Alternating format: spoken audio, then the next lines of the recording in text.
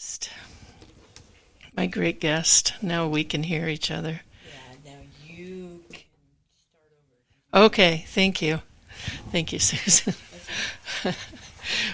We're off again. Thank you, Susan.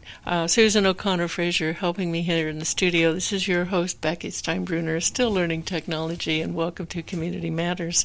I am learning the technology, and I appreciate all of your patience. We are very honored to have in the studio here with us today Dr. Mark Strudley, the Executive Director of the Pajaro Valley Regional Flood Pajaro Regional Flood Management Agency. There we go. That's a mouthful. Thank you. For anyone who has watched what has happened in Pajaro in the last few years, you should really perk up your ears with everything that Dr. Mark Strudley is about to tell us here in the next hour. And thank you so much, Dr. Strudley, Of course. for joining us. Thanks for having me. Appreciate it. Thank you. So, without further ado, would you please introduce yourself and tell us about what you do and what the how can we abbreviate this agency that you are head of? How do you do it? Yeah. So it is a mouthful. We call it PERFMA, which sounds like a hair product, but it's PERFMA. We're a brand new agency. We were formed in 2021, and we're what's called a joint powers agency. And we were created for a number of different reasons.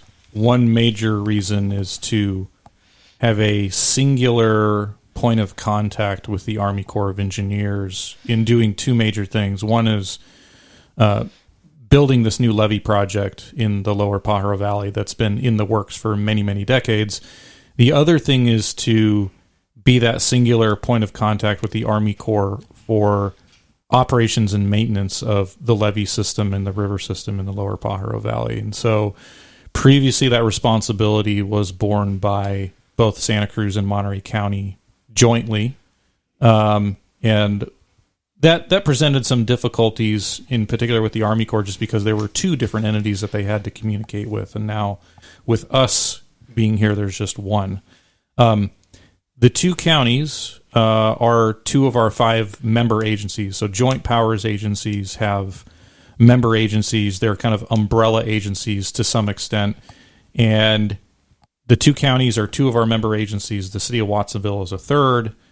The Monterey County Water Resource Agency is a 4th. And the Santa Cruz County Flood Control Water Conservation District is a 5th, who, technically speaking, originally when the levees were built in the 40s, it was the 2 counties that were taking care of the levees. And then once those last 2 agencies were created, Monterey County Water Resource Agency and Flood Control Water Conservation District, the operations and maintenance responsibility shifted to those 2 parties on either side of the river. So most recently and more accurately, our agency has taken over that operations and maintenance role from those 2 entities on either side of the river. We are also, though, much more importantly, not just focused on the levee project with the Army Corps, but with just the general notion of flood protection in the lower Pajaro Valley. So we have a strategic plan that outlines more than just this levee project, even though it's a huge part of what we're doing. A major, major project, probably one of the largest projects that the 2 counties has seen in quite a long time, perhaps since even when the interstate highway was put through the area. I mean, that's the magnitude and scale of this project that we're going to talk about. But there's other flooding concerns that happen in the lower Pajaro Valley, and we're going to be introducing other projects, other funding authorities to address those as well into the future.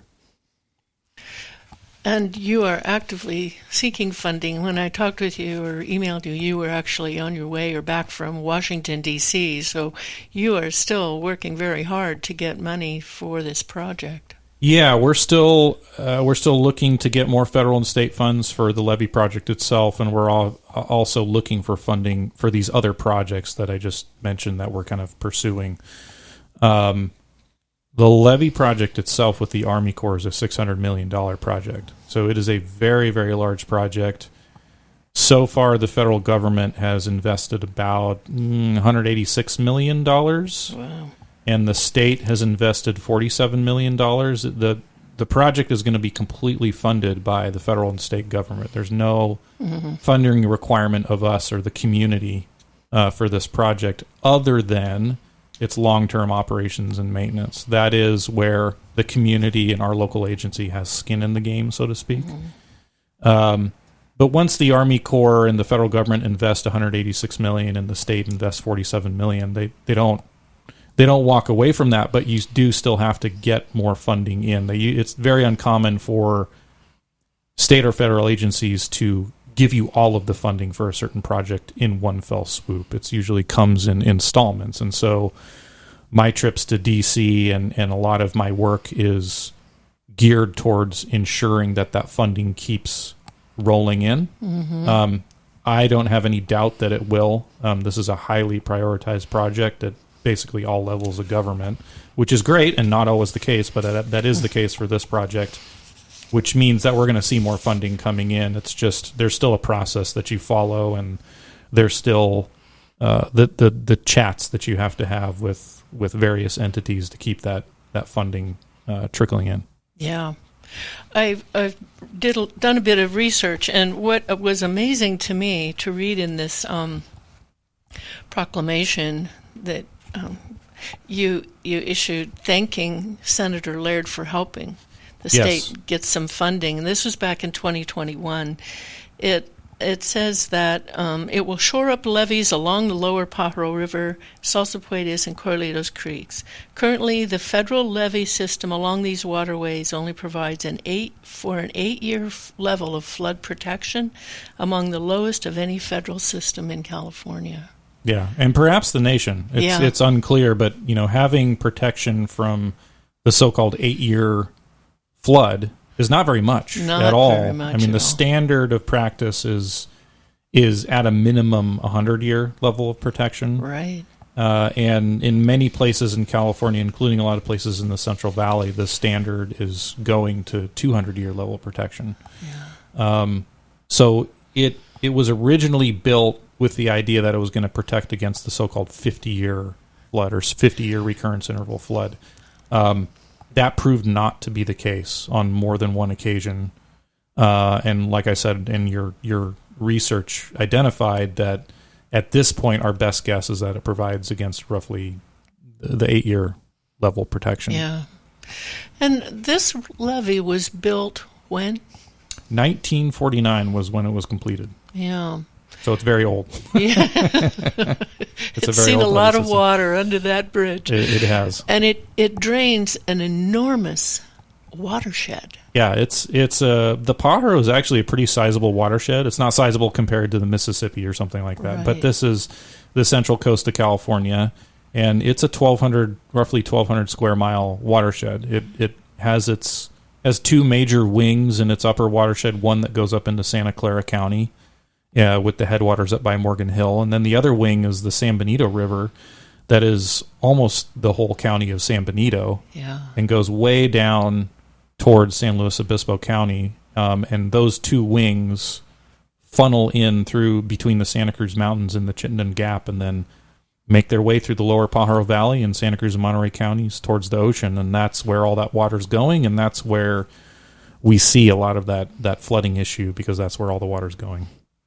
That's amazing. It is a tremendous amount of water that comes down through that. It's an amazing amount, yeah. It is. And those who live along that levee, I'm sure, are always very worried when the storms come. Yes. That is the constant refrain we hear from the community.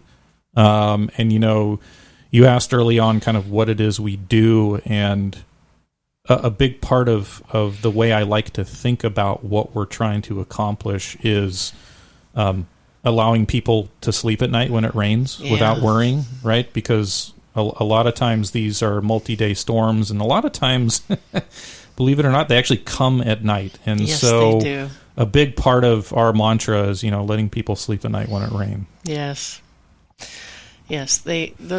the worst disasters often happen at night. I live on a privately maintained road, and that's what we have observed over the years. Yeah. So, how did PERF PERFMA. PERFMA. How did PERFMA come about being formed? It makes sense hearing you talk about why it was, but how did it actually come about to be formed, and how did you get selected? Yeah, so the idea to form our agency began actually quite a long time ago, 20 to 25 years ago, approximately. After it first began essentially after the 1995 flood. The March 95 flood is, other than the 22-23 flood, which we just had, that was what really defined the valley flood history. It was the most catastrophic. It was the one that people that live out there still remember that they lived through. You know, blue earlier barrels. Yeah, the blue barrels everywhere, the Smucker's barrels everywhere. I mean, 2 people died during that flood. Thankfully, nobody died during the 22-23 flood, but 2 people died. Amazingly catastrophic, and the idea to kind of collectively gather the effort to move the project forward was in part a reaction to that flood, because it was that flood and also the flood in 98 in which the levee broke on the Santa Cruz County side downstream of Highway 1, so closer towards the ocean and of much lesser consequence than the 95 flood. But it was those 2 floods that shifted the Army Corps from their thinking in the 80s, which was mostly at that point focused on Corlitos Creek. Yeah. So there was flooding on Corlitos Creek in the 80s, and because, and I'm kind of going backwards in time here to tell this story, but you know, the Army Corps was originally posed to develop a project in the lower Pajaro Valley with their congressional authorization that came in 1966. So that's when a lot of this rejiggering of the levees that were built in the 40s, that's when this started. And the first plans that were put out were not accepted by the community. And that and a few other things caused the Army Corps to kind of retract their scope and focus a bit more on Corlitos Creek. And we saw floods in 82 and 86 in Corlitos Creek, and that kind of reaffirmed this interest in Corlitos Creek and protecting the city of Watsonville. But then shortly after that, in 95, and then again in 98, we saw catastrophic flooding on the main stem, Pajaro River, that affected the whole valley. And so it was that event that caused the Army Corps to kind of, and the community to say, look, we don't just need protection for Corlitos Creek. We need protection for the whole valley from the river. Army Corps recognized that. And that's what kind of, again, jump-started this interest in getting organized for a larger project. And part of the interest in creating a joint powers agency actually did, in fact, result in that. It resulted in the Pajaro River Watershed Flood Prevention Authority, which is another joint powers agency. But its focus at that time in the early 2000s, following 95 and 98 floods in the early 2000s, was a realization that the Army Corps was still not prioritizing this levee improvement project, that our project, our community, was still low in priority. And I'm sure you have lots of questions about that too. And so I won't diverge into that until we tackle some other things. But that caused this other agency to be formed that was trying to identify kind of watershed-wide approaches to reducing the risk downstream. So in other words, can we create flood retention or detention basins upstream in San Benito County or Santa Clara County that would relieve the pressure downstream, recognizing that we might not get a levee project? So that's where some of the genesis came from. In and around 2015, there was kind of a resurgence in energy to create a joint powers agency that was specifically tasked with the lower Pajaro Valley, and that's the agency I'm in now. The reason that took 6 years to form is, again, because there was uncertainty about the levee project moving forward with the Army Corps. And the basic question that everyone was asking themselves was, why create another government agency if we don't even know that this project is really going to exist at all? Is it worth it? Is there a point in doing this? And when we finally got finished with the feasibility phase, the planning phase to this levee project with the Army Corps in 2019, that's what in part, gave us a lot of gumption to move forward with creating a new agency. Hey, look, we're out of the planning phase now. Yeah. We might actually have a shot at this. It's still a long shot, because at that point we did not have federal funding to move into design and construction as we do now. But that was the point at which we felt it important to galvanize the energy on the local community side and carry that energy into the state and federal conversation. And if we could create this agency, create the right funding structure behind it to support the project, which is largely attributed to operations and maintenance funding, we can help convince the Corps, look, we're ready. We're ready to move this project if you are. So we've done everything we can to support what's called a non-federal sponsor role in this would be. Now it's up to you.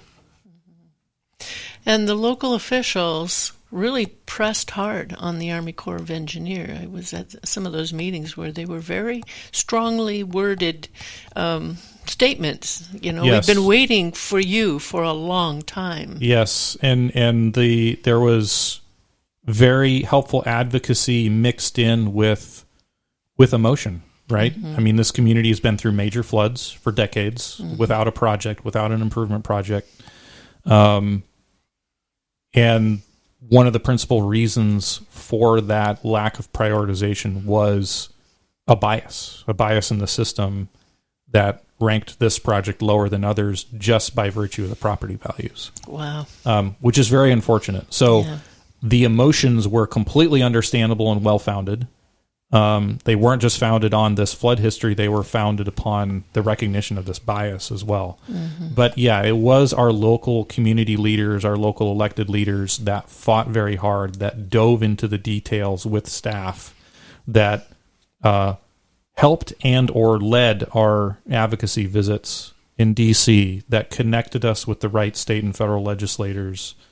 All those things were led by not just leadership at the agencies themselves, but our elected leaders. I mean, it takes that continued initiative from elected leaders, and those roles change hands through the history of this project. But there has fortunately always been an acute interest from the elected leaders and obviously from the community in this project. And I have seen tribute given often to 2nd District County Supervisor Zach Friend. I also know that his analyst, Allison Violante, has been very instrumental in this too. Yes. Are there others that you would like to give some shout out here to our listeners for their support? Yeah, there's such a long list, and I will have to preface this by saying if there is anyone I somehow missed, it is either because there are so many, and also because my time has been limited in spending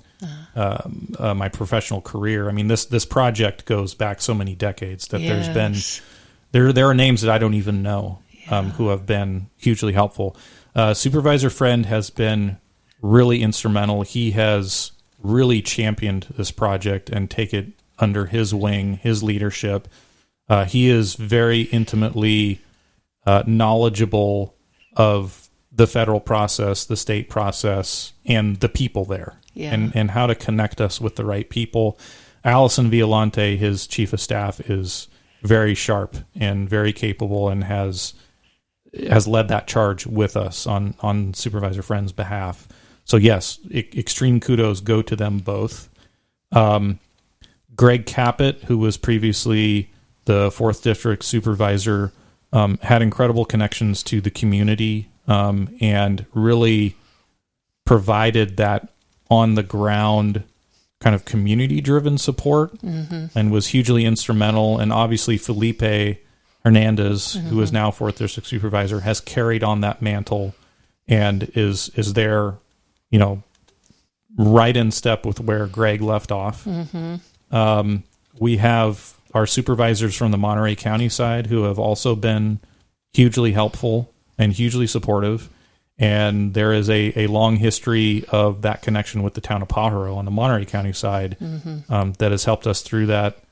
Supervisor Phillips, who is not in office anymore, but was at the time when I began this work, he was hugely helpful and supportive. And that has carried through to Supervisor Glenn Church and Supervisor Luis Alejo, who has intimate ties to Watsonville because he used to live there. Yeah. And there have been countless others on the local side. A tremendous amount of support. I could be name dropping Great for the team. next hour to do this. Well, I appreciate that so many people have been so persistent. That's what it takes in working on a big project like this. And I'm glad it's now being led by someone like you, whom I see very capable, and you'll get the job done. Well, and I was focusing on a lot of county leadership there, but there's been city leadership as well, right? A big player in this is the city of Watsonville. Absolutely. And it's the population base in the Pajaro Valley. And their leadership through a number of changes over the past couple of years has always prioritized this project, thankfully. Yeah. And I really appreciate all the city managers who have been involved in doing that. And there have been a few over the past couple of years. And the city council down there. They recognize how important this is to their community because that city's on a floodplain. Yeah. And, Councilwoman Ari Parker is our representative now. We've had Dr. Nancy Bilasich along for the ride for many, many years, and she's still there.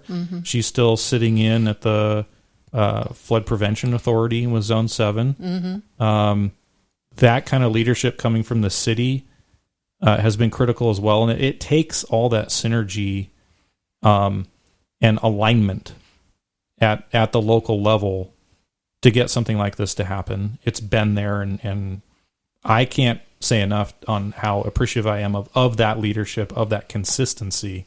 Because without it, projects like this die. Yeah. They do.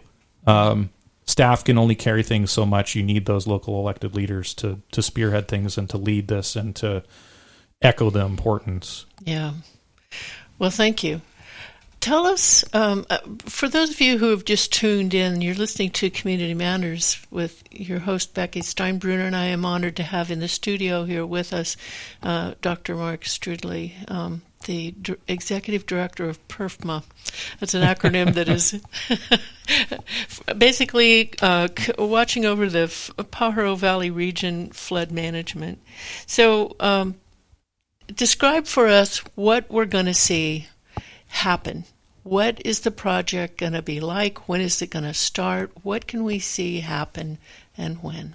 So what I can say that you're going to see now and that people are seeing now, although it's not right in town, in other words, not right in the city of Watsonville and the town of Pajaro, is we are actually investing a lot of our own resources in trying to button up the system, so to speak, until the Army Corps gets here to build the big levees, the new levees.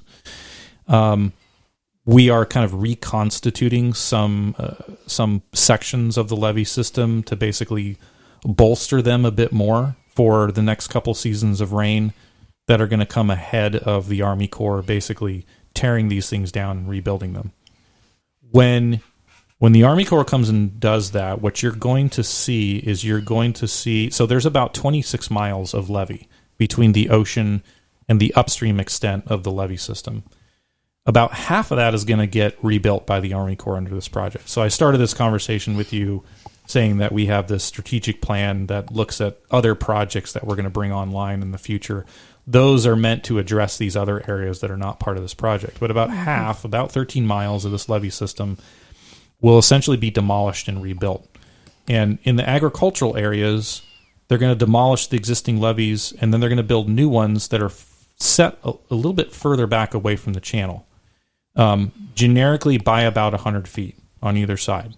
So you're gaining about 200 feet of extra width to the river, and that is in large part what's accomplishing the change between an 8-year level of protection and that 100-year level of protection. In the urban areas where it would be horrific for us to contemplate tearing down people's houses or businesses that are close to the river, and there will be a few of those, and there are already a few of those. That are just unavoidable. But for the most part, what we're doing in those areas is we're tearing down the levees, we're rebuilding them in place, and then capping them with what's called a flood wall. And so for those of you who don't know what a levee is, and many people obviously in South County do, because they live thinking about this levee. They know what it is and they know what it's supposed to do.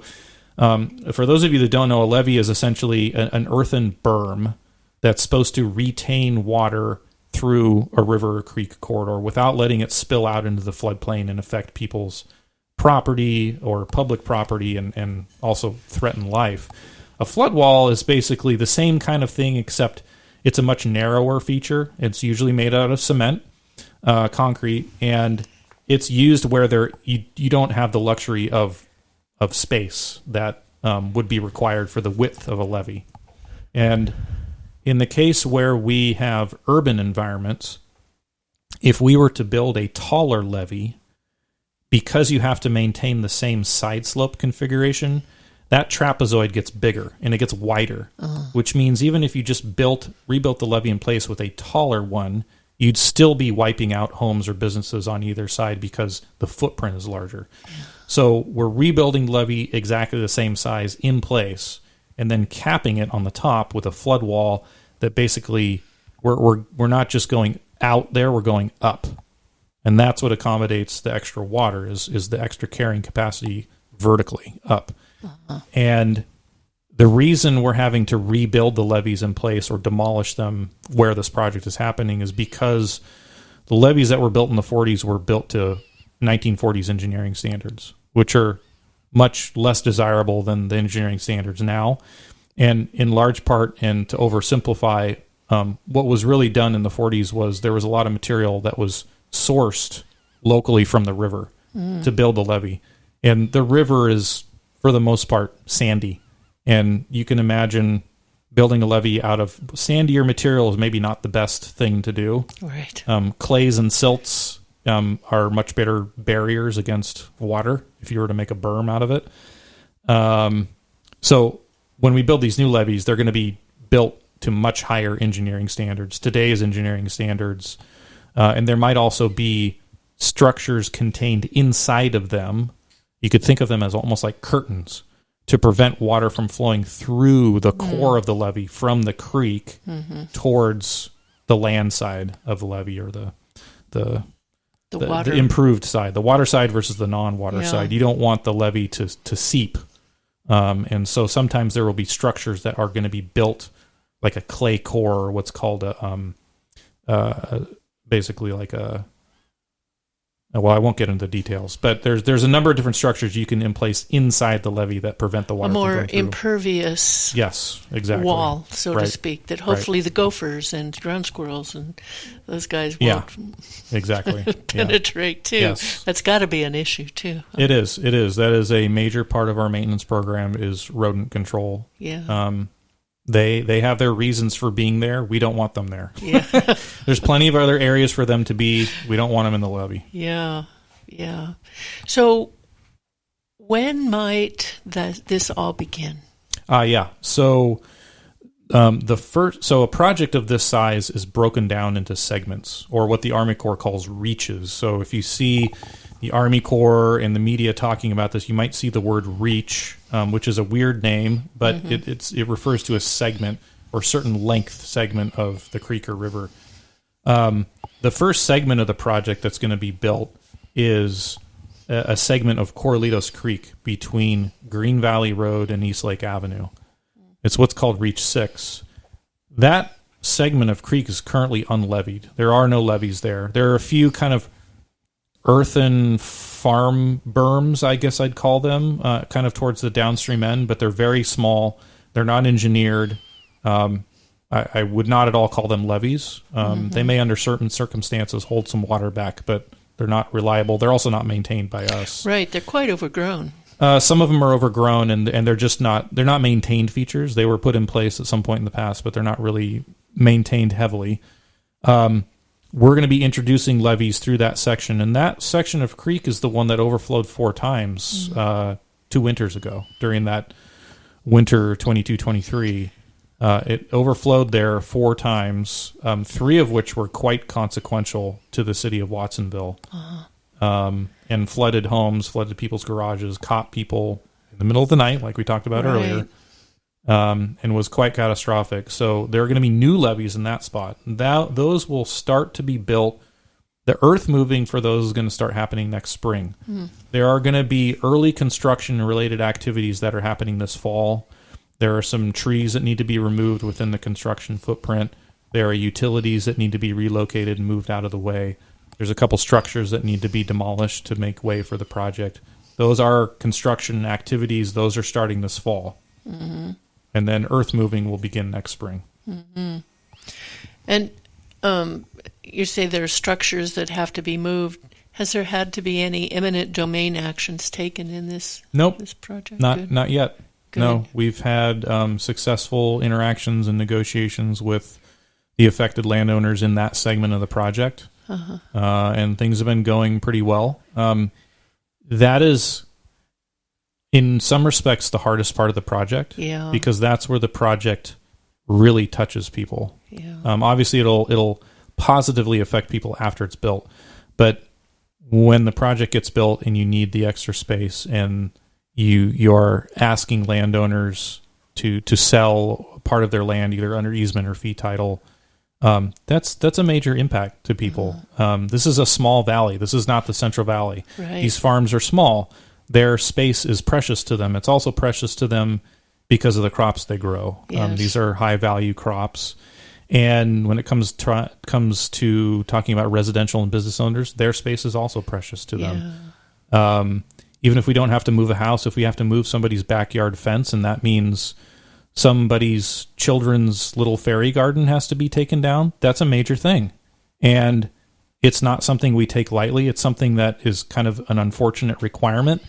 And it's part of the element of the compromise of this project.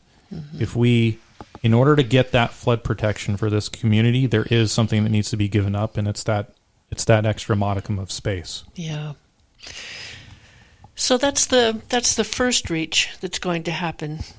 When will the next reach happen soon after, or only when the first reached there? I think you said that's reach number 6. Reach number 6, yeah. So, and here's where it gets a little complicated and uncertain. So what we do know at this point is that we actually designed a little bit of Reach 5, what's called Reach 5 and Reach 6, about a year and a half ago. Usually design projects go through drafts, shall we say, iterations, and they usually go 30%, 60%, 90%, 100%. So they come up with a plan that's kind of drafty in nature, and that's the 30% plan. And then we have discussions and fine-tune the plan, and then it goes to the next, what's called 60%, and you fine-tune that some more, and you get 90% where you're supposed to be almost there, but not quite. There's some little last-minute tweaks, and then you get to 100%. So we did up to 30% design on Reach 5, actually, a little while ago. What's happening imminently, probably here with the start of September. We're August 30th now, so there's not much left in August, but sometime here in the beginning of September, the Army Corps and we are going to start designing Reach 5, or finishing the design on Reach 5. That's going to proceed over into next year, so that'll probably last a year and a half. Then, staggered on top of that, the Army Corps themselves, without a contractor, they're going to design Reach 4, which is the upper end of the Pajaro River, going from basically Murphy's Crossing on the Monterey County side all the way down to the town of Pajaro.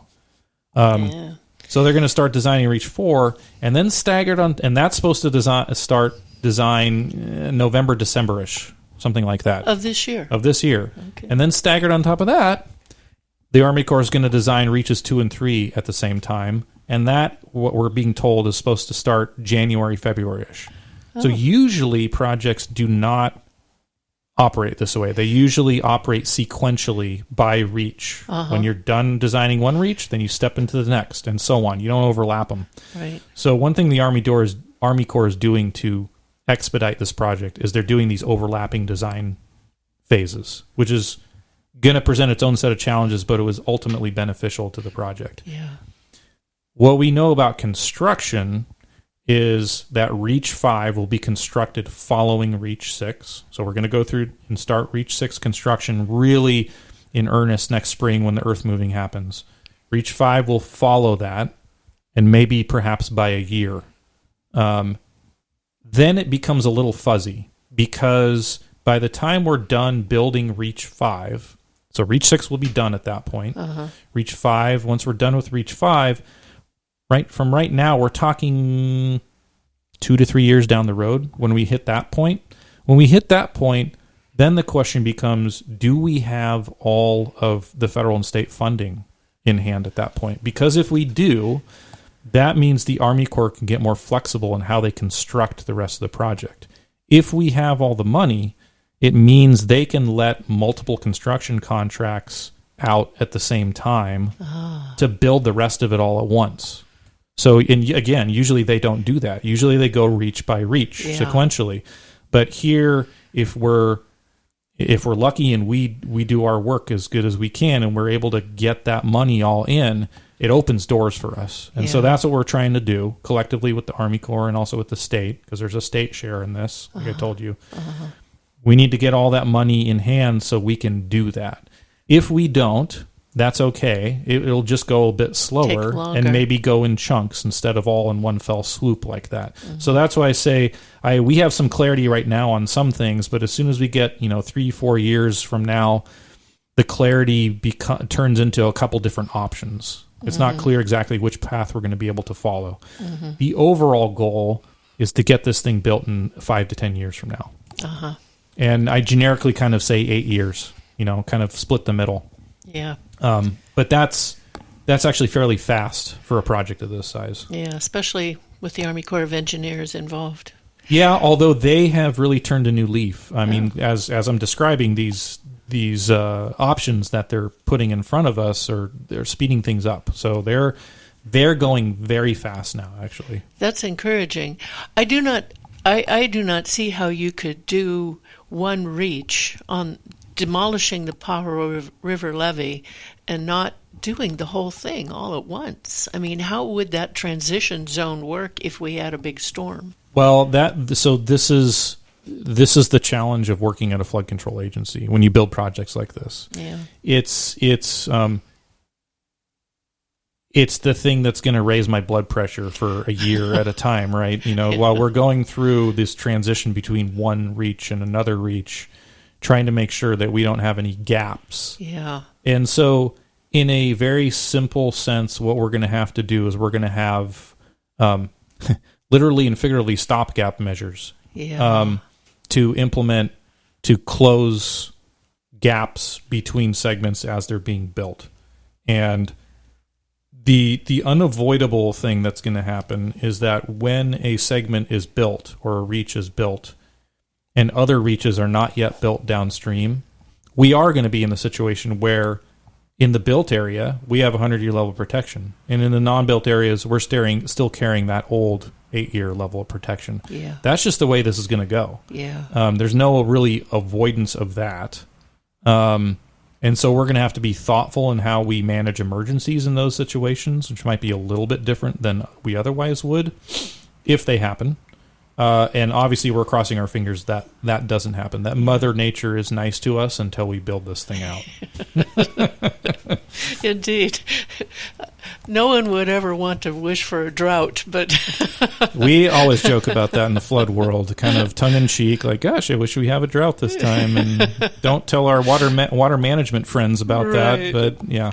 It would be very hopeful. Yeah. So there's one reach where the train bridging over the river from the town of Pajaro over to Watsonville crosses the river levee. Yeah. Tell us about that reach, when it's going to happen, and how is that going to work with rail? So lots of unanswered questions there. So that is it's the Walker Street Bridge, the railroad bridge there at Walker Street. It is essentially at the downstream limit of what's called Reach 3 or Segment 3. So Reach 3 is the urbanized reach. It goes through town. It starts on the upstream end right about where Salsapuedes Creek feeds into the Pajaro River, which is right there at the town. And it goes downstream basically to the end of the built environment. There's a PG&E substation down there, Lakeside Organics, the park, the Pajaro Park. Yes. That's kind of the downstream end of it, and the railroad bridge is right there as well. Right now, there is not a plan to elevate the bridge as part of the project. The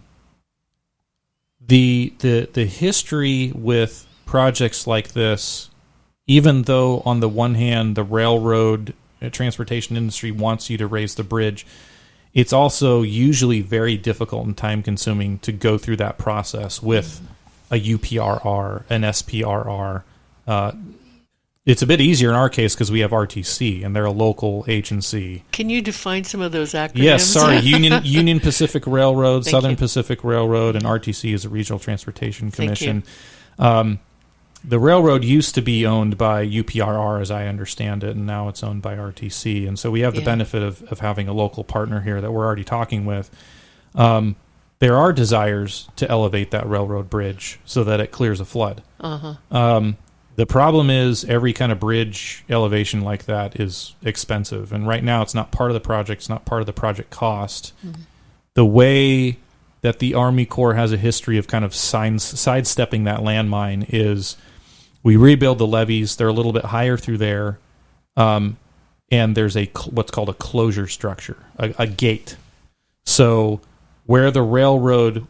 So I told you that in these urban environments, we're going to demolish the existing levees, rebuild them in place, then cap them with a wall.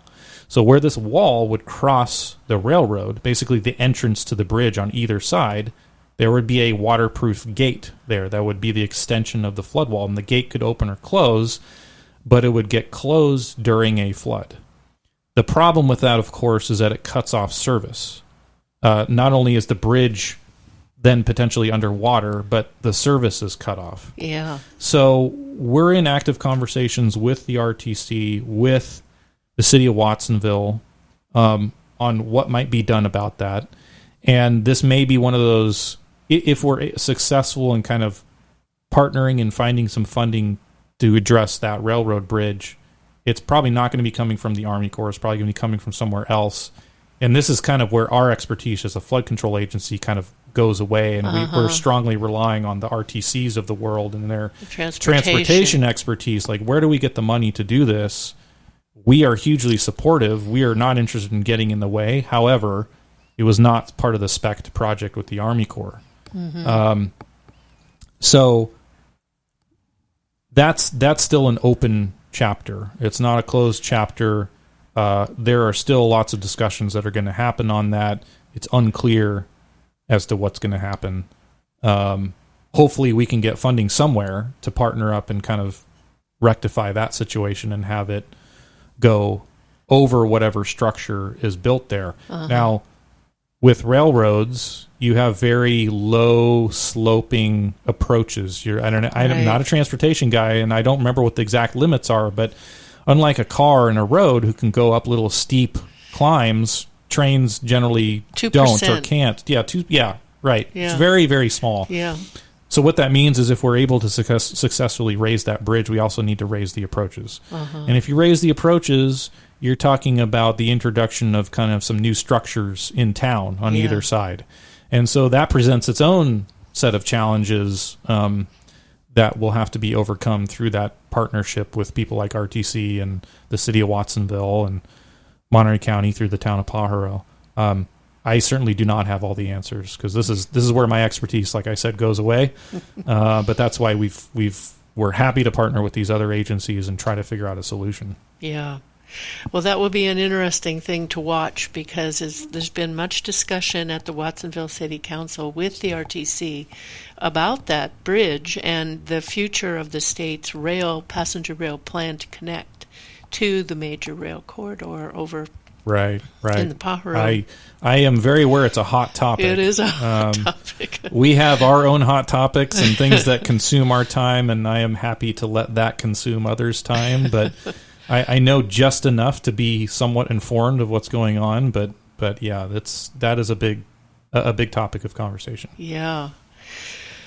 So we're looking at a project that may be built in 5 to 10 years. We're saying maybe 8 years. Right. And when that's happening, what is life going to be like for the people in Pajaro and the people along these river levees? Immeasurably better. in almost all areas of the built environment, they're going to be seeing 100-year level protection. Yeah. It's going to be a real big deal for this community. I can't wait to see it happen, not just because it'll let me sleep easier at night. It's going to let these people sleep easier at night. I mean, this is a project for the community. Yeah. And they've been waiting so long for this to happen. And the nice thing is, the largest flood we've seen on record that we've recorded was actually the 98 flood. It was a 28.5-year flood, a 28.5-year recurrence interval event. We're designing for the 100-year. So even with climate change, we have a very large factor of safety or margin of error, however you want to phrase it. We have a very big cushion between what's being built here and what we've historically seen. Yeah. And so that will be a huge sigh of relief for this community. And then our job, just in perpetuity, is to take care of this thing and make sure that it performs. And as a flood control manager, part of your job is to think 50 years down the road. And it's obviously not the first thing I'm thinking about right now. I'm thinking about building this levee, but I also have to start thinking about where we are 50 years down the road when this new levee is 50 years old, because that's where we're at right now. I mean, the levee's 70 years old now, or, it's much older, but we have to plan for the future too. We have to figure out how to take care of this thing in the long run and then gear up for its eventual replacement or improvement or what have you. And, it's a little premature to be talking about that, but that's kind of the world in which we live. Indeed. But it's going to be very beneficial for this community. And I think the general hope is that the river is going to transform itself into something that's basically feared into an asset for the community. We obviously hope that it's going to be more of an aesthetic and recreational asset for them rather than a threat. That's the goal. And there's lots of neat kind of habitat restoration elements that are coming along with this project that I think are going to lend itself nicely to that, as long as it gets taken care of. That's encouraging. I've heard. I remember after the 96, 98 floods, there was a lot of talk that we just need to go in and cut down all the trees, and there's a lot of wildlife in there that depend on some vegetation. But what will the management of this and maintenance of this levee be like? What is it like? What do you need to do to maintain a levee like that? We need to. There's a number of things that we do. We talked about rodent control earlier. That is a part of what we do. We also, as part of that rodent control, actually, we compact the side slopes. We periodically come in and compact them. It collapses the burrows and also basically kind of rehardens and solidifies the side slopes. And however, part of the design of the project is going to introduce basically a type of gopher wire in the subsurface. So that will hopefully reduce the need to do this rodent control and compaction, because it should be an extreme deterrent against burrowing. If that's the case, so we also mow the side slopes. And one of the reasons, there's two real reasons why we mow. One is we can't have woody species growing in the levee. There's a lot of engineering debate out there about this, but what largely came from Hurricane Katrina and Rita in terms of Army Corps policy is to not let tree species grow in a levee because the root networks actually create preferential conduits for water to flow through the prism of a levee and break it. So we are required to keep woody species at bay. And one way you do that is you mow. You mow their sprouts. The other real reason is to control rodents. If we don't mow, we can't see where those burrows are, and therefore we can't repair them or address them. And neither can the owls and hawks. Right.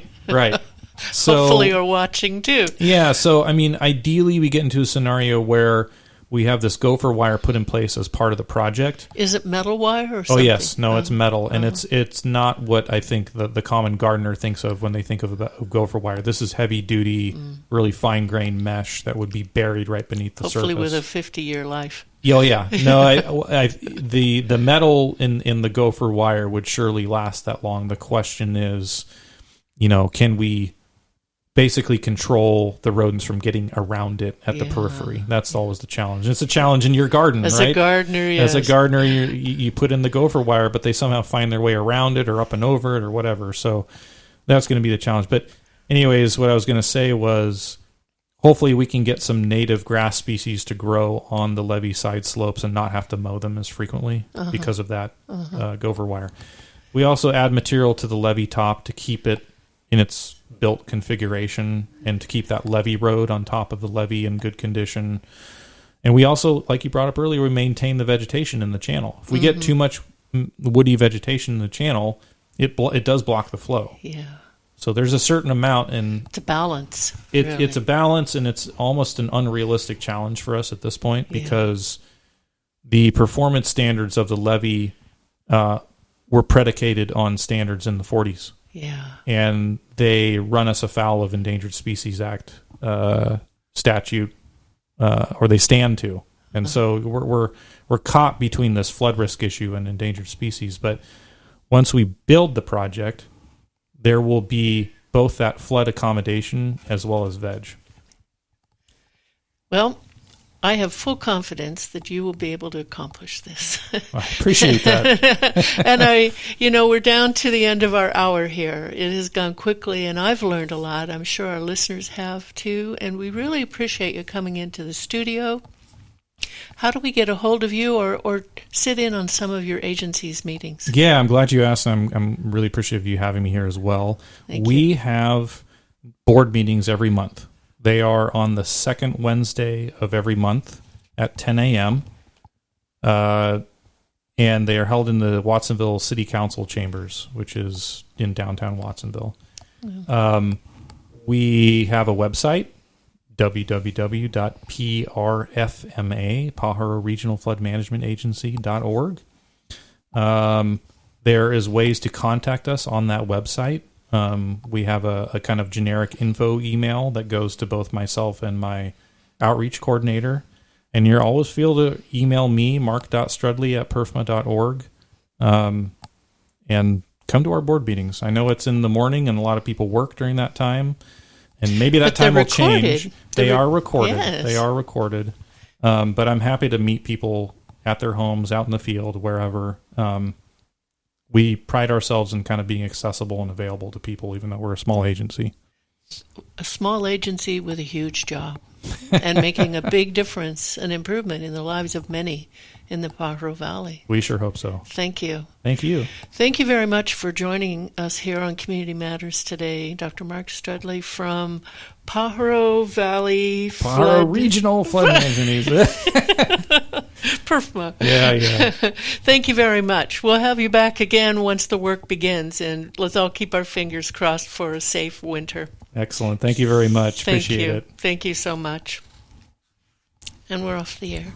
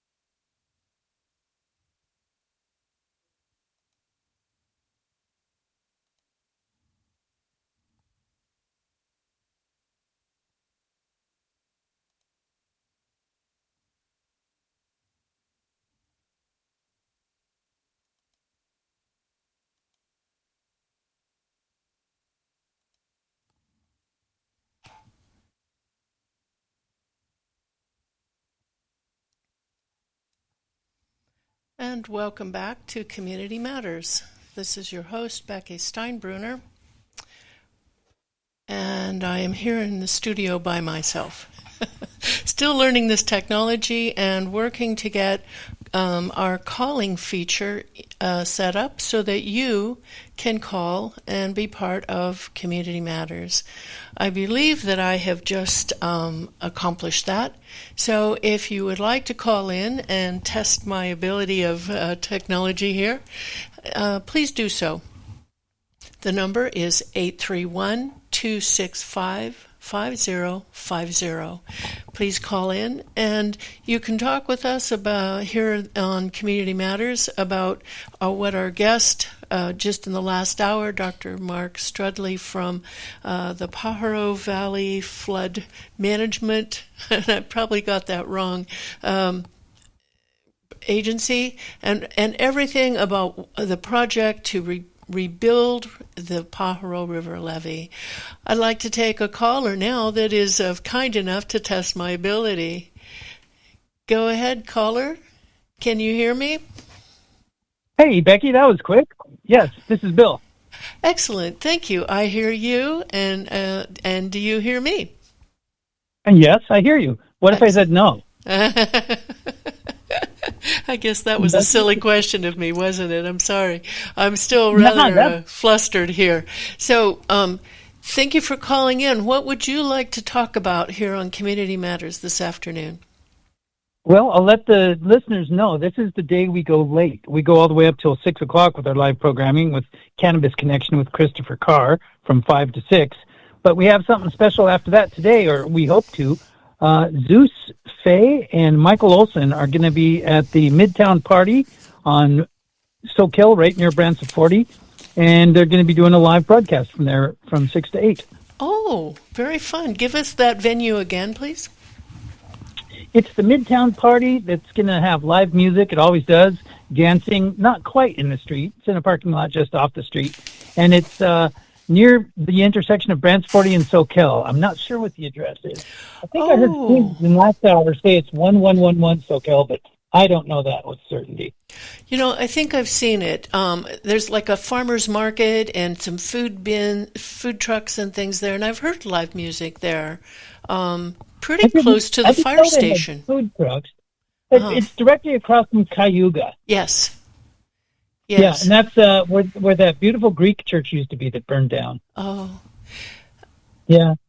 Well, that sounds like a good place. And so we'll have Bill. Will you be there or Michael Olson? No, I'll be in the studio so I can catch the signal from them and put it on the air. Oh, if people don't know where Cayuga is, by the way, the Santa Cruz fire station is right there, too, on Benito Avenue. So it's right next to that. Yes. That's the spot, and there's something happening there every Friday. I drive by there after the studio here. I go to the Branson 40 Library and do a bit more work, and I always see something happening there every Friday. So during the summer they do it every Friday. It starts at 5. It goes till 8. There's live music. It's lots of fun. I have a friend who goes and she posts films of it on Facebook, so I see she's out there dancing with everybody else. How fun! Very fun. Well, good. Were you able to listen to our previous hour about the Pajaro River and levee? Yeah, I heard most of it as I was driving around to FedEx and doing the things I usually do. Mm-hmm. And I was familiar with the rule about not fixing something if the cost was a certain amount, and it was not going to fix something that at least was worth that amount. So I heard with a little more specific detail that rule. What they said was the housing that they did not fix the levee for in this last flood, the housing was worth less than the repairs would cost. Yes. And that was the reason they didn't do it. Oh, did he explain that? He referred to it. We sort of ran out of time before he could talk about that. So my understanding is that's the thinking that went into it. If the repairs would cost more than the value of what they would be protecting, then they couldn't justify the expense. We had John Laird on a few months ago talking about being involved in getting that rule changed. So that's definitely gone now. That will not be the case any longer.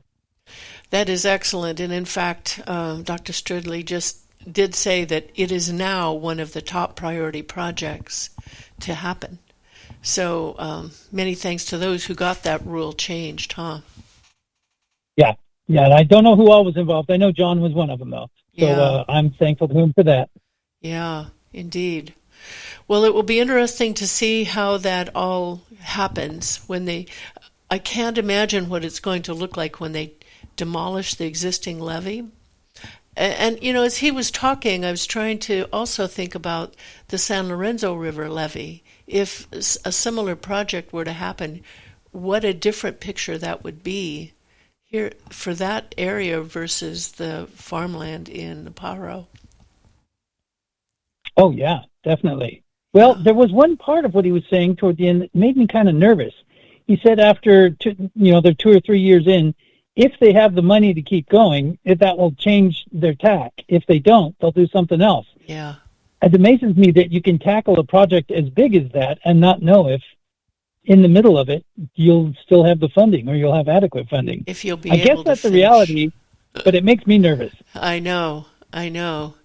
Because it is a lot of money, and these are uncertain times economically. But I have confidence that there are enough people here locally with the fortitude and connections. As Dr. Studley was saying, he goes to Washington, D.C. regularly just to keep this project on people's radar. So I have confidence that it will get funding, but that uncertainty is nerving. I think you're right. Yeah. Equity is a real popular buzzword right now, and it still has a lot of firepower. So as long as they can unload that on them, it's going to keep getting funding. I'm hopeful. But you know what? We as citizens should all be writing letters and urging our congressman to make sure that it is funded. Yep, good idea. So any of you listening, the way to do that is to look up your local representative. Dr. Strudley mentioned 2nd District County Supervisor Zach Friend and his analyst, Miss Allison Violante, really led the charge with a lot of other people, too. So contact your county supervisor, contact your state representatives, and contact your federal representative, Jimmy Panetta. And well, God bless you for the work you do, Becky. Always fighting the good fight. We all work together because the people are the fourth arm of government, right? Indeed. Well, congratulations on getting the technology figured out and successfully taking calls. I'll get off so someone else can have a try. Thank you so much. Wow. Bill. Thank you. Sure don't need me anymore. Oh, I always will need you. Susan was kind enough to help me get set up here. So I really appreciate all you do with your programs and supporting the other hosts like me that really need some support. So thank you. Thank you. Okay. Well, you're doing great. Thank you. Thank you. Bye, Becky. Bye for now, and thank you for your help. Sure. All right. Thank you for testing the technology. Anyone else that would like to call in, please do so and join the conversation here on Community Matters. The number to call is area code 831-265-5050. I would like to let everyone know that this is Labor Day weekend, if you hadn't heard about that before. And this Saturday, tomorrow, the Watsonville Airport will be celebrating their 76th anniversary, and with an event called Fire in the Sky. It's at the Watsonville Airport. The gates open at 4:30 p.m. It's free. There are lots of events that are going to be happening there. A kid zone, food. There'll be a local band called Burning Verdun, and a flag jump coming out of the skies. And then last year was the first year they transitioned from fireworks to a drone show. And I confirmed with the Watsonville Airport staff this morning it's going to be a drone show. No fireworks. but it will be an amazing event just the same. I was at the airport last year when they were celebrating their 75th anniversary and the first ever drone show there. And it was amazing. It was a much different event. It was very silent, but just as astonishing to see the images and colors and movement in the sky.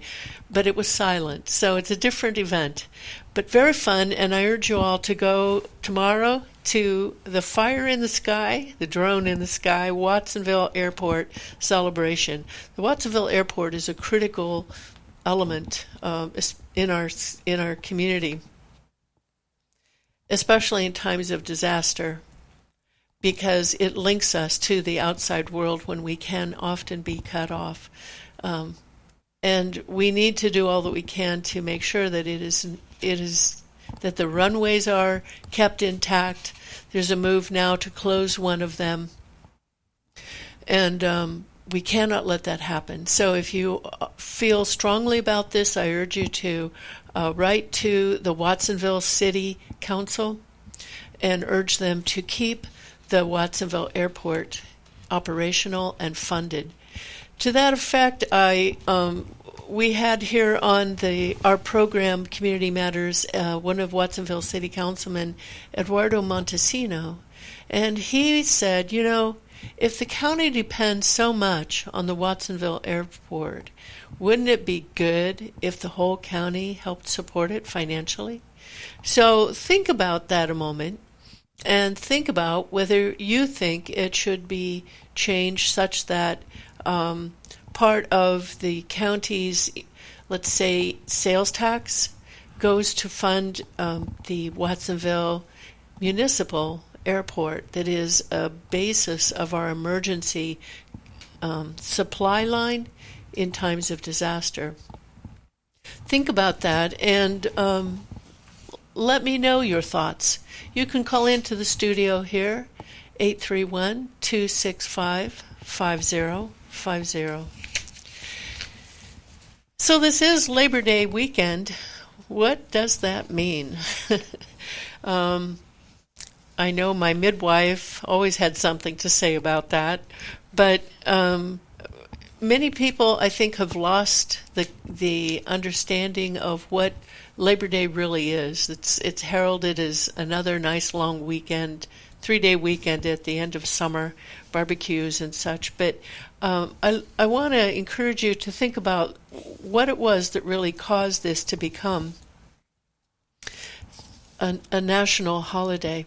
So I've researched a little bit here. Labor Day has officially been a national holiday in the United States since 1894, but was celebrated for some time before that. The first Labor Day observance was in New York City on September 5th, 1882, when 10,000 workers took unpaid leave and marched through the streets to demonstrate the strength of the trade and labor organizations. The event, which union leaders put on, also included speeches, picnics, fireworks, not drone shows, and amusement. Labor Day soon became a tradition in the city and quickly spread to other parts of the country. The nationwide Labor Day celebrations were part of a larger labor movement in post-Civil War America. At the time, working conditions were grim, with excessively long days, unsafe workplaces, and the use of child labor. Labor activists fought for improvements in these areas, but also wanted a federal holiday to recognize workers. There was some disagreement among labor union leaders about when this holiday should be celebrated. Some advocated to keep the September date, while others favored May 1st, to commemorate the deadly Haymarket Affair, which occurred May 4th, 1886 in Chicago. The political establishment was wary of the May date, since it was being organized by socialist and communist parties and gaining prominence worldwide. As such, conservative President Grover Cleveland publicly supported the less radically affiliated September date. International Workers' Day, or May Day, is still celebrated worldwide but has never had mainstream popularity in the United States of America. On June 28, 1894, President Cleveland signed a law making the first Monday in September a national holiday. However, this law was only made Labor Day a holiday for federal workers. Unions continue to fight for an official holiday for all workers for many decades to come. And today, Labor Day is a statutory holiday in all 50 states, Washington, D.C., and all U.S. territories. So that is the meaning behind Labor Day. It is nice to have a 3-day weekend and time with our families, with our friends, and have a day off if you are able to do so. But that's it's always important to think about the meaning behind these holidays and to support those workers who work so hard. If you have anything you'd like to talk about of local importance, Community Matters here, please call in. The number is 265-5050. Another interesting thing in the news is that locally is that Santa Cruz County Superior Court Judge Timothy Schmall has determined that the University of California's long-term development plan to house students and staff on the campus, increasing the enrollment, was inadequate. And so that got struck down in court. The university was sued by a group called Habitat and Watershed Caretakers, the city of Santa Cruz, and the county of Santa Cruz. They challenged the university's September 30th, 2021 approval of its long-range development plan for the UCSC campus and their certification of their earlier environmental impact report. So I attended the university's public meetings when they were first getting their long-range plan approved, and it was interesting to see that it would take up. Their goal was to house 100% of their increased enrollment, which I think they were going to increase by 8,000 students, and also a certain percentage of their staff, the existing staff and new staff that would be required to come on to help with all of that. And it was very interesting. The plan included expanding out to their marine biology laboratories out on the west side. And there was even some talk of how I suggested there could be a gondola somehow going from the university down to that facility, because there was quite an expansion that was going to happen there, as well as in the Great Meadow, as we know that. And that has been legally challenged, too, by other groups. So here is the word from the Santa Cruz County Superior Court that the University of California at Santa Cruz has an adequate environmental review of their long-range plan, and they have to go back to the drawing board. The judge found that their environmental review was deficient and violated the California Environmental Quality Act in issues regarding impacts on regional housing, water, emergency evacuation routes in the case of a wildfire, and the long-range plan's consistency with regional land use policies being inadequate. So it remains to be seen what will happen now. The university still has to find a place to house all of its students, some of which may soon be able to get housing on the Cabrillo College campus. Our former guest, Mr. Matt Wetstein, the president of Cabrillo College, was here and was telling us about that 600-plus bed building, 4 stories tall, on the Cabrillo College campus that will house 40% be composed 40% of students from UCSC. And that looks like that is going to be a go. So we'll have to watch and see what happens there. I still have to wonder about their environmental review, though. It still cites their environmental impact report for the campus from the 1990s. But no one has challenged it legally, and I guess that's what it takes to make something like what we have read in today's Santa Cruz Sentinel about UCSC's environmental violations. So, other things coming up in the news. This coming Wednesday will be the Santa Cruz County LAFCO, Local Agency Formation Commission meeting. Mr. Joe Serrano, Executive Director of Santa Cruz County LAFCO, was our guest here in the studio last week. It was really educational. I hope you enjoyed it. And we learned a lot about what LAFCO does. It is a very powerful agency. And it will be meeting this Wednesday at 9 a.m. in the Santa Cruz County Board of Supervisors chambers at 701 Ocean Street. Now, why does it matter? What does LAFCO mean to you? In terms of people who live in the Aptos area, Live Oak, there will be a very interesting presentation about what has been the effect of consolidating Aptos de Selva Fire with Central Fire to become Central Fire Protection, a district of Santa Cruz County. It was a big consolidation 3 years ago, and so it should be a very interesting presentation from Central Fire staff as to how did it go, did it really make things better, and what would they do differently maybe now. That's important because there are more consolidations on the horizon in the fire agencies of Santa Cruz County.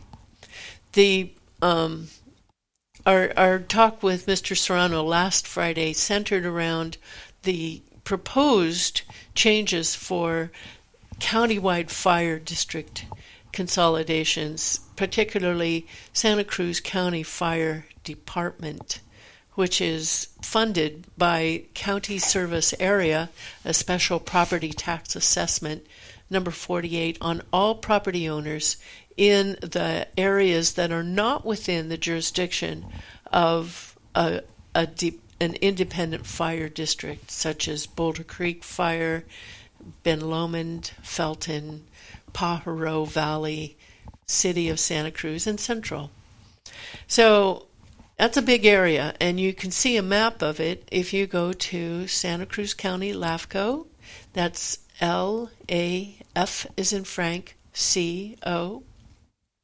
And again, that stands for Local Agency Formation Commission. And if you click on that, you'll see the meetings, and you'll find on that a map of these fire agencies.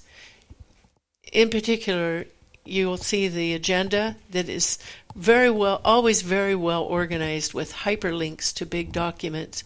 So if you're like me and you have a shaky computer system that cannot download large documents, you can just click on the item that you're interested in, and only that documentation will be downloaded. It's very nice. So I very much appreciated Mr. Joe Serrano coming into the studio last week and telling us more about that. This Wednesday is the meeting of that agency, and it is also available for remote participation, and that information is on the Santa Cruz County LAFCO website. I'd like to take a moment here and just thank Satellite Work Center and Digital Media Center, where we are housed here. It is a fabulous facility. If you're looking for a spot, either by the hour, by the day, for a week, whatever, for your own personal work, it's very secure, it's very quiet. It is a very well-managed facility on 325 SoCal Avenue in Santa Cruz between Ocean Street and the San Lorenzo River. Just right next to the Hind Quarter, a well-known restaurant across from Riverside Lighting, another very well-known landmark. So you can stop in, and the first Friday of every month it is free. So you can test it out next Friday, and also just stop in and take a tour. The rates are very reasonable, and I cannot recommend it enough. So if you're looking for a spot like that for some remote work or maybe a quiet meeting spot, they have small rooms that you can rent at a very, very reasonable price. Satellite Work Center and Digital Media Center, they have equipment you can rent if you want to do some video production. Community television is here on the premises, and all of that is in one roof. So do stop in and check it out, and we thank them very much for the space that we have here. Moving along, I would be remiss if I didn't mention the upcoming elections. The ballot measures coming up November 5th. It is going to be a very interesting election in a lot of respects. Locally, there are so many measures on the ballot. You may not see them all, depending on where you live, but it is guaranteed you will see something of a local measure, whether you are in the city of Watsonville, Capitola, or Scotts Valley. There are things for all of those cities. And Santa Cruz, there's a sugary drinks beverage tax on the ballot measure for the city of Santa Cruz. And countywide, there are issues too. The one that I keep talking about is Measure Q. It is being billed as the Santa Cruz County Water and Wildfire Protection Initiative. It's a bond. There are many, many other bonds on the ballot as well. This bond would, it is not a bond, I'm sorry, it's an ad valorem property tax that if it passes would add $87 on every single parcel, residential and commercial alike, throughout the county, with some possible exemptions for agricultural land and timber land. This is being put on the ballot by the Land Trust for Santa Cruz County. We had the director of that agency, a nonprofit, with us here in the studio a while back, Miss Sarah Newkirk, and she explained a lot about it before it had, or I think recently after it had qualified, and it's being put on the ballot as a citizen petition initiative. Now, if you feel that a nonprofit can pay hundreds of thousands of dollars to pay people to go out and gather signatures in order to qualify something for a ballot as a citizen's initiative, I would like to hear your argument, and I would like you to call in to 265-5050, and I'd like to have a discussion about that. Because a citizen's petition is allowed to pass with a 50% plus one to put on a new property tax. Whereas if it were to be put on by a government agency, it would require a 2/3 voter approval. Who stands to profit by Measure Q if it wins? Well, the nonprofits that have paid a lot of money to get the signatures to get it on the ballot certainly will, and the county will. The county will gather in 1% of the estimated $7.3 million a year that this is anticipated to bring in if it passes.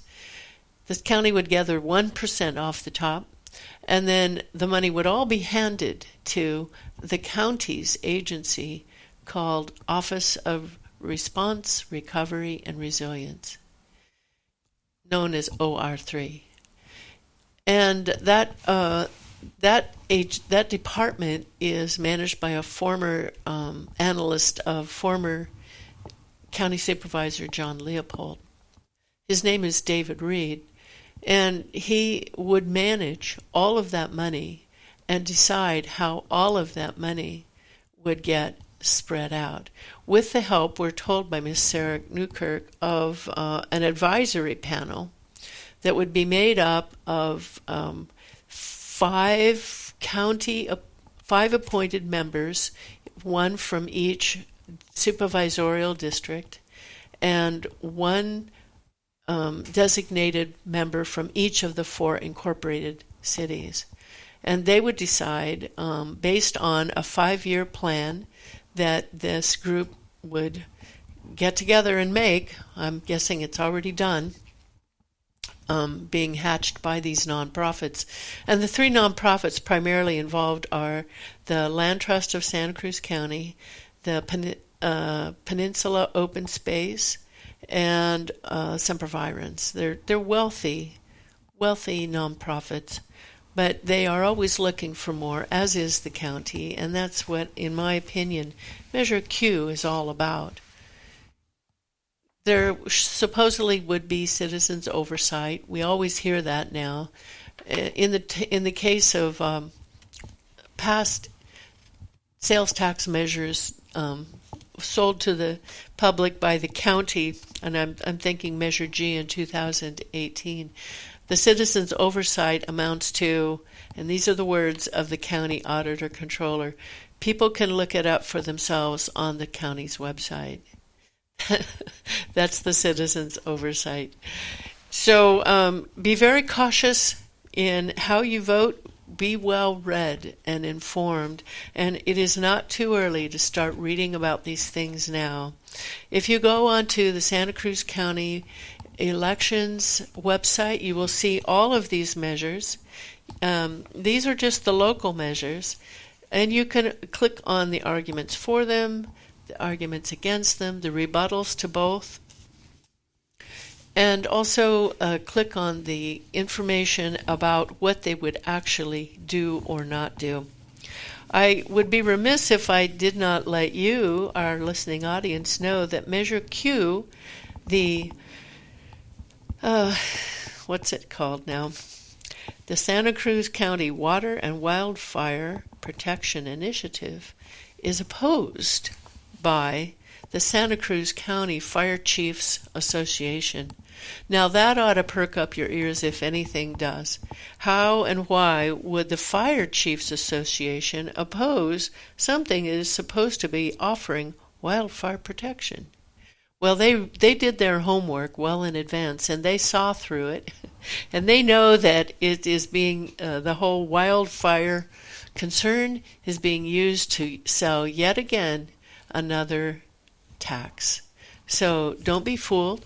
Read the information and start reading now, because as we get closer to the November 5th election date, there's going to be a lot of there will be many glossy mailers in your mailbox, and ads, expensive ads, I anticipate, from some of these nonprofits trying to convince you that adding more tax to your tax bill makes sense. We are the most expensive place to live in this country, and to me, adding more taxes, more expense to living here makes no sense at all. Even if it is for an ostensibly good cause, I think we have to say enough is enough. These government agencies, these nonprofits, need to also learn how to live within their means, just as you and I have to.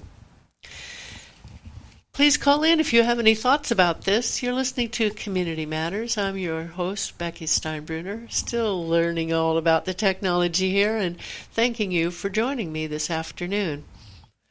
I would like to also urge you to listen to my former broadcast buddy here, Jeff Possard. He has his own program now on Mondays at 1 o'clock. So listen in Mondays at 1 o'clock to his Freedom Forum program. He has some great guests, and he is a great radio interviewer, and I urge you to listen to his program, as well as all the other good programs on Santa Cruz Voice. You can find more of those listed on the schedule on the website, santacruzvoice.com. So I go to a lot of community meetings because I'm very concerned about some things that I'm hearing. What launched me really into becoming more involved in the community was in 2015, the Aptos Village project, and it was something that I had gone to meetings about and didn't like. The room would always be filled with people who did not like what they were seeing and asked questions and got no answers. And it seemed that it was announced in the paper that it was all on hold because of a problem that the one of the property owners adjacent, the Bayview Hotel property owner, was not going to give up land that she owned so that the street through the Aptos Village project could go straight through. And so the whole project was on hold. And we all just kind of sat back and rested a minute. And then suddenly we heard that it was a done deal. And the world-famous Aptos bike jumps were going to be demolished. And I was shocked. And in sort of an 11th hour attempt, I tried to work with my neighbors and stop the bulldozers, but we were tricked. We were told that they had another site, and it was going to be at the old Par 3 golf course, the big vacant strip of land next to State Park Drive and Highway 1, and that was all worked out, and the kids were going to get their bike jump over there. And so we stepped aside from the bulldozer, and I have never stopped regretting that moment of hearing the kids scream and wondering to myself, what is going on? How come I didn't know about this? I didn't know then about winter grading permits.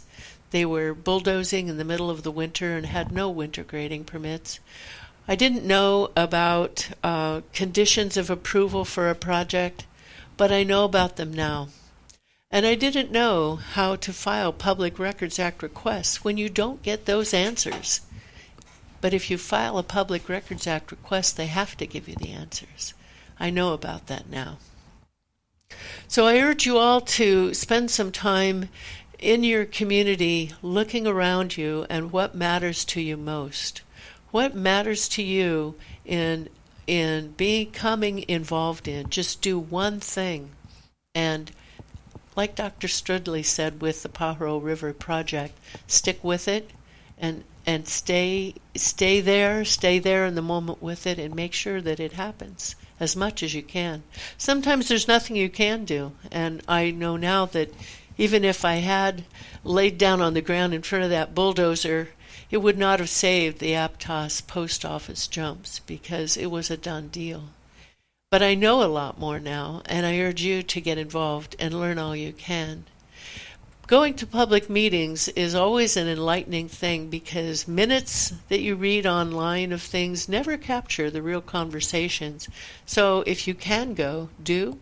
If you can't go, try to review the videos if they are existing, or the audio recordings, and listen to what is said because you'll learn a lot.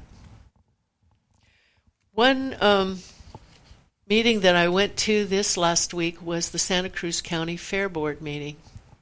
And I talked about this a little bit last week in terms of the illegal soil deposits. I guess there's a huge problem. There's a huge environmental violation going on in the parking lot at the Santa Cruz County Fairgrounds that should not have happened. And the only way I found out about it was because I happened to go out and take a look at something else the board had just looked at, and I learned that I saw a big dump truck dumping soil there on the other side of the parking lot. So I started asking questions and didn't get truthful answers. And now what I have learned by notifying others state agencies that what I saw was completely illegal, and now there is a lot of trouble, and there must be some environmental mitigations. But how do you remove a mountain 30 feet high of contaminated soil next to a creek that is draining onto farmland and into the creek and into the College Lake, which is now a water reclamation project? So that is an issue that we need to be watching. Thankfully, the State Water Board is watching it now. Thankfully, the California Construction Authority, who's supposed to approve all of these sorts of things before they happen, but didn't even know about it, now they're watching it. But it only happens because someone, maybe like you, makes a call, writes a letter, and starts asking questions. So I encourage you to do that. When you see something that you really wonder what's going on there, don't just stop and leave it at that. Make a call, write a letter, and ask some questions. And when they don't tell you, ask them again. And if they still don't tell you, you can file a Public Records Act request. Becky. Hi, Michael. Are you raising hell again? I always raise hell. Way to go. I read a piece that you wrote about this situation, and I thought, yes, somebody does need to fight this and stand up and say, wait a minute, what are you doing? And yet they did it anyway. They did. You know, they say you can't fight City Hall, but I found a gal who did. She's like you. Her name is Nicole Virgil. She lives in the south side of Chicago. And she married a young man from, Midwest, who knew how to farm and knew how to grow things. And so they got married and were living happily ever after in a suburb of Chicago. And when they decided, well, we should grow a garden and feed our kids good food. Yeah. And so what happened is that they built a little hoop house in their backyard so that they could get a season of growing, being Chicago. So that's what they did. And lo and behold, a neighbor took offense. Why? Because they had a little hoop house in their backyard. Oh, they thought they were growing some illicit thing. Who knows, thing. I think neighbors are like that. If I'm glad the neighbors don't report on me because I always give them reason. But at any rate, they reported, and so the city came out and issued her a cease and desist order to stop gardening. What? Yes. And she said, well, why? And they said, well, because the books say you can't do that. The law says you can't do it. So she went down to City Hall in the little suburb of Elmhurst or something like that in Chicago. And she looked into the codes, and there's nothing in there about not being able to garden. Yeah. And so she said, I don't believe this. I'm not going to do this. And she said, where does it say I can't garden? And the city manager said, well, I said you can't. And she said, well, who are you? I'm the city manager. Where does it say I can't garden? I say you can't garden. Wow. Thems were fighting words. Rightfully so. 6 years later, Nicole Virgil won the right to garden for herself and everybody in Illinois. Illinois became the second state in the United States to guarantee the right to garden in your own property. That just seems that it took her 6 years. It took her 6 years. Probably nonstop fighting. Nonstop fighting, yeah. And did she represent herself legally, or how did she go about getting that done? Well, or did she just work with legislators? She worked with legislators. Yeah. And the press. And the press. And the press.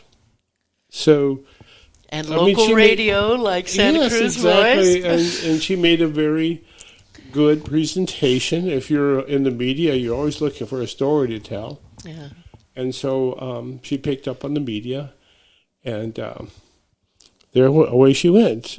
Second state in the nation to outlaw gardening. To guarantee the right to garden. What was the first state? Florida. Florida. Yes. There are now 6 states in the United States that guarantee the right to garden in your yard. 6.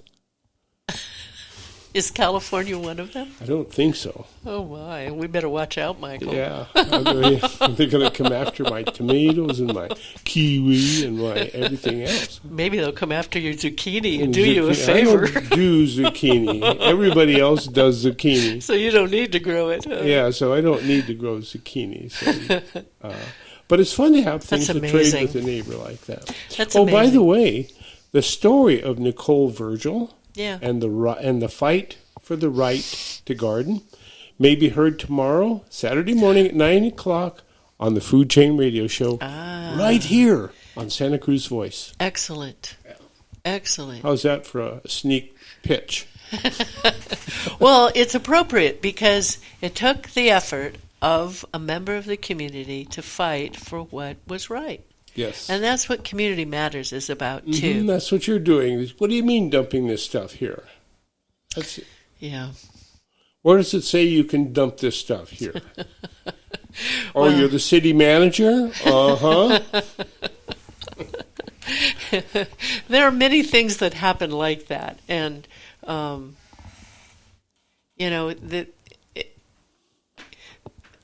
it's easy just to pass on by and say, oh, well, that's interesting. But when you know it's not right, you have to speak up. Yeah. And interesting thing about Nicole Virgil is that she's a Christian Scientist. Uh-huh. So I asked her, what's that? And she said, it's all about Christ's truth. And things are true, they're good. And when they're not true, they're not good. Uh-huh. So I fight for the truth. And the truth is what heals. Yeah. Like sunshine, So it was a very interesting, I don't even know how I ran across her, but I'm always on the lookout for stories like that. Sure. Interesting. Well, I understand you're going to be broadcasting live from an event here in Santa Cruz. Event Santa Cruz, yes I am. And we're going to be going up there and setting up, and it's a preliminary roadshow remote, because pretty soon we're going to be at the Santa Cruz County Fair. That's right. And so we're going to have the whole crew out there. Going to be really fun. Yeah, you had a taste of it last year. Yes. Yeah. That was fun. My piece in it was cut short because there was a medical emergency in the poultry barn. I remember it.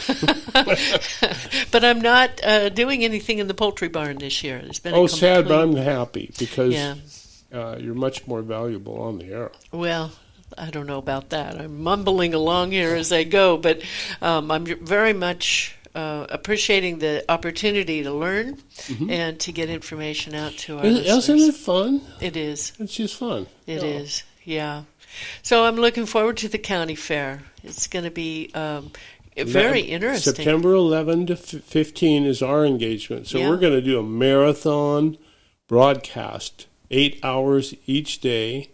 Wow. And so we're going to have an opportunity to show off our entire cast of voices. Excellent. Hey, I think we have a caller here. That'd be fun. Let's see if we can bring this caller on. Hello, caller? Can you hear us?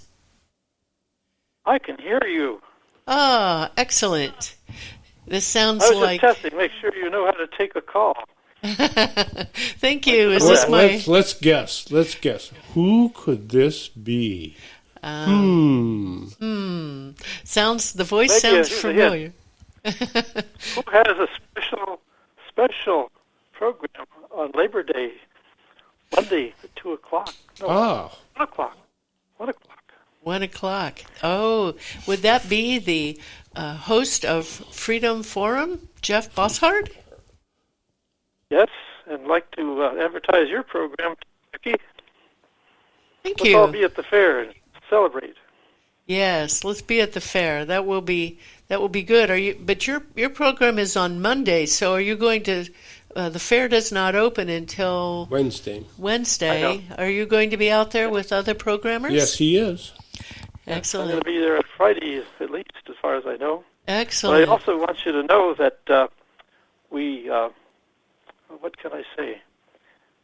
We have a situation with Jim, too, who usually comes on after your show, Becky. Uh-huh. He won't be there today. He's suffering from a bit of the COVID. Oh. So he won't be able to keep on going on his show. But last week they just played music for an hour. I don't know what they'll do this week. Does he have? Does he have COVID? Yes. That's a very nasty COVID that's going around. My daughter, my wife, and my father-in-law both had it, and I had to be the nurse. Oh, wow. For a while. Yeah. And Well, did I you heard stay? you exclaim something that sounded rather religious to me, Mr. Michael, and I liked it. Oh, what was that? About knowing the truth. Know the truth. The truth. Know the truth, and the truth shall set you free. That's true. And that was Nicole Virgil's guiding light in fighting 6 years for the right to garden. What do you mean I can't garden? I think amazing. There's a city ordinance that says you can't garden in your own property. Well, We yeah. kicked that around last. Well, they can pass laws for just about everything, and they do. And the more laws they pass, the more important they feel. It gives them great courage because then they can pass even more laws, and so on. So it just goes on and on and on. How much is it going to cost us? We finally got an answer to how we get rid of inflation. At least one step would be to diminish the size of the federal government and its spending posture. Because if they overspend, then the taxes go up, the debt goes up, and we have inflation. The opposite would be true if we cut back. It's really Just a little interesting thing. to see, Jeff and Larry and Becky, how the CCP in China is replicating the madness of our spending policies here. Because We taught them how to do it. Yes, we taught them how to do it. So they just keep borrowing and borrowing and borrowing to pay for the government they can't afford to have.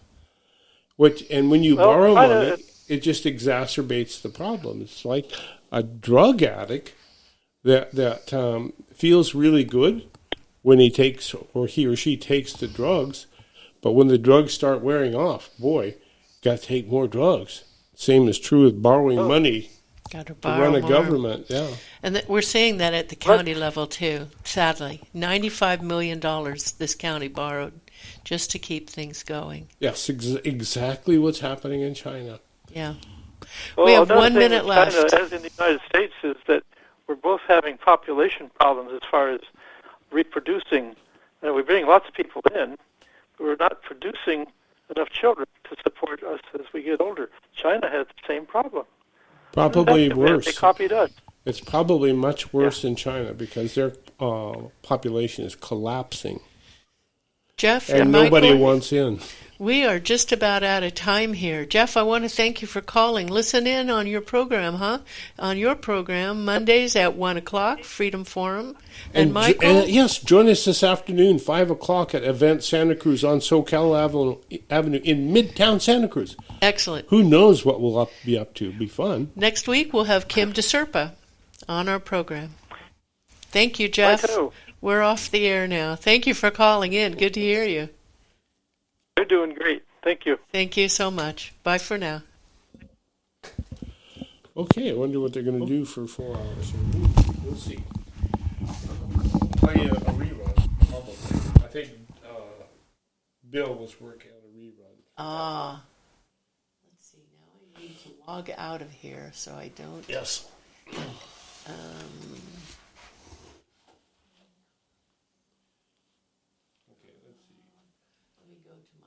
full studio is down at the bottom here. Okay. And show. Okay. Confirm and show. Log out. Log out. Okay. Done. Ta-da. Thank you. Okay. Yes. That was fun.